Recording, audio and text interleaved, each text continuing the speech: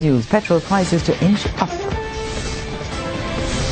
Welcome back. Continuing the news, a crew of 16 Filipinos who have been stranded in Jamaica for months is appealing to the Jamaican authorities to help get them home. The crew is broke and stationed on a cargo ship that's plagued with several technical problems.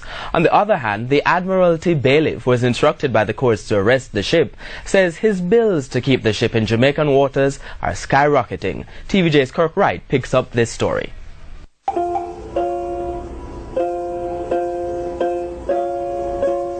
After more than 4 months, the crew that's stranded aboard the Trading Fabrizia is beginning to grow weary of routine daily activities. All you can have here is depression, frustration and stress. Sometimes people can sleep. What we can do? We are thinking about the problem. The ship was ordered arrested by the Jamaican courts because the Italian owners are said to owe money to several persons. The owners are not based in Jamaica, neither are the people they owe. But the ship can be seized here because Jamaica is a signatory to an international convention that deals with seagoing ships. In fact, the ship had traveled from China to India to Haiti, dropping off different goods along the way. It was simply passing through Jamaican waters when it was ordered arrested because of the unpaid debts. While the vessel has been arrested, the crew is free to go home. But they are unable to leave because they too are owed their monthly salary.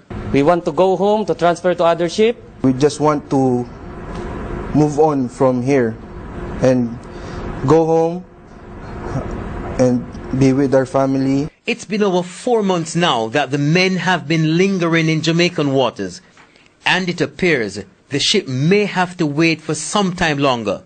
Sadly though, they don't have that luxury because they are running low on everything. The storeroom on board the ship is practically empty.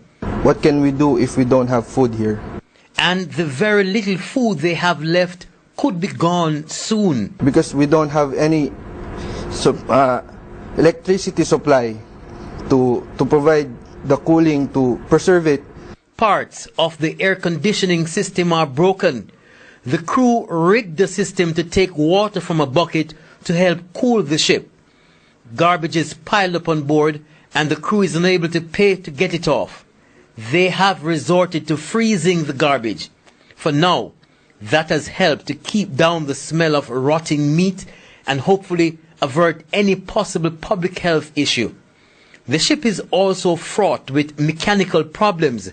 Already, 2 of the 3 generators used to keep the ship working are broken.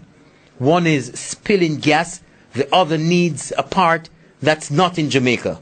You know, second engineer or first engineer is telling you about this ship being dead. He means literally. Because if the ship dies and we are still on board, we're going to go down with it because we will have problems with water. The Admiralty bailiff that arrested the ship says he has the sole responsibility to make sure all is well with the vessel for as long as it remains here, security and all. After 4 months, his expenses have gone into the millions. Being the Admiralty bailiff for the island of Jamaica, I have to use my own funds to keep this vessel as large as it is under safe arrest. I receive no funds from the owners of this vessel, no funds from the government, no funds from the lawyer who caused this vessel to be operated, to be seized. Well, this is what happened in Jamaica. There are other concerns. These crew members should leave the vessel, should come off the ship for any reason at all. The vessel would be in danger. It simply means pirates would have a field day stealing and destroying all the valuables on the vessel. The easiest and best thing now would be for the owners to pay the people they owe as well as the crew. But failing that, Mr. Sharia says the court could order that the ship be sold at a public auction. I would suggest that the powers that be take steps to have the vessel sold at a public auction or private treaty, whichever they choose. Mr. Sharia says, based on his experience, either option could take years. paying the debt or selling the ship to recover costs. Until then, the cash-strapped crew have little choice but to wait and see what happens and hope the equipment on board will keep up. Kirk Wright, TVJ News. The local government minister, Desmond McKenzie, is dismissing assertions that the government owes the Jamaica Public